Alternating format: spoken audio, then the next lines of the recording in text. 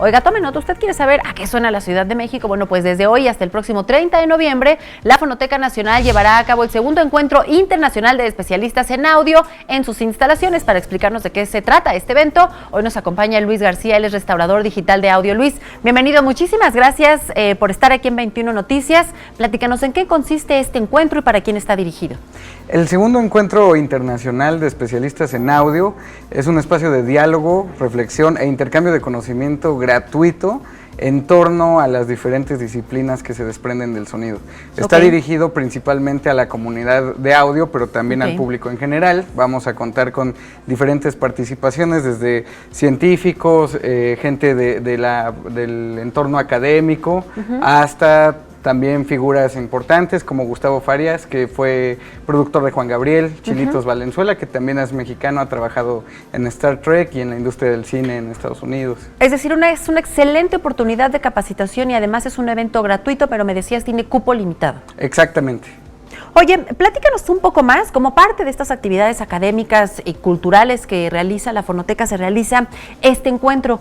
¿Qué más hace la Fonoteca? Ustedes, bueno, como especialistas en audio lo tienen muy bien identificado, pero para la población en general que vive en la Ciudad de México, ¿de qué nos sirve contar con una fonoteca y si podemos tener acceso a todos los documentos que ahí están, los archivos? La Fonoteca Nacional básicamente se dedica a preservar y difundir el patrimonio sonoro de México y la memoria del país, sonora. En la Fonoteca encontramos la voz de Porfirio Díaz, también encontramos el primer concierto de Pavarotti aquí en México, también testimonios zapatistas. Y bueno, ¿de qué nos sirve tener una fonoteca? Básicamente es un acceso a nuestra memoria que es parte de nuestra identidad.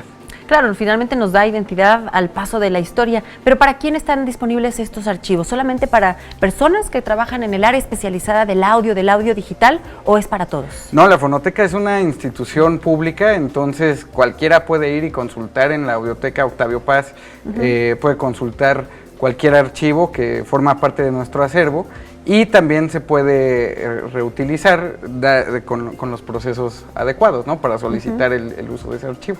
Oye, Luis, ¿y cuál es el proceso que lleva algún archivo precisamente para formar parte de este acervo? ¿Quién lo investiga? ¿Quién elige? ¿Quién da pues fe de la autenticidad de ese archivo que van pues a inmortalizar a través de sus bibliotecas? Tenemos un comité curatorial que se integra por las diferentes áreas de la Fonoteca, que son conservación, digitalización, el área de investigación y difusión, por supuesto, para que con el criterio de los diferentes especialistas e investigadores se ingrese un determinado tipo de colección, ¿no? Pueden ser colecciones de música, danzas indígenas, puede ser de música de concierto, etcétera. Por ejemplo, como restaurador digital, ¿cuál es tu tarea dentro de la Fonoteca?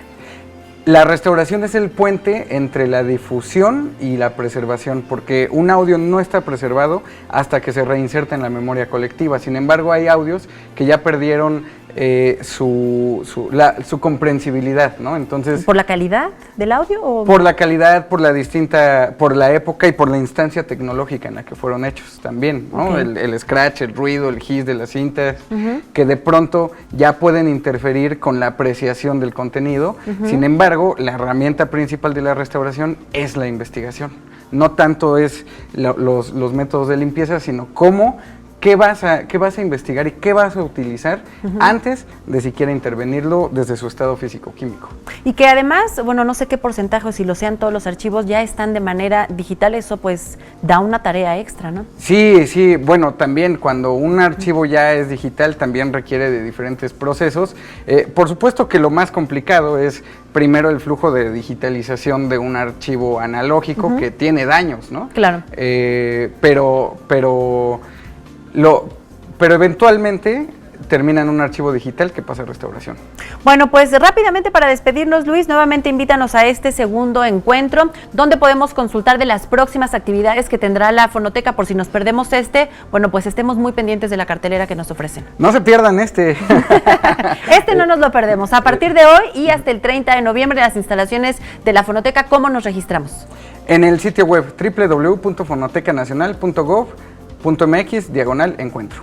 Bueno, pues muchísimas gracias por compartirnos pues esta información, por contarnos un poco más de tu trabajo, pues invitarnos a escuchar, como lo decíamos al inicio de la entrevista, a qué suena y a qué ha sonado durante tantos años de historia la Ciudad de México. Gracias, Luis García, él es restaurador digital de audio de la Fonoteca Nacional.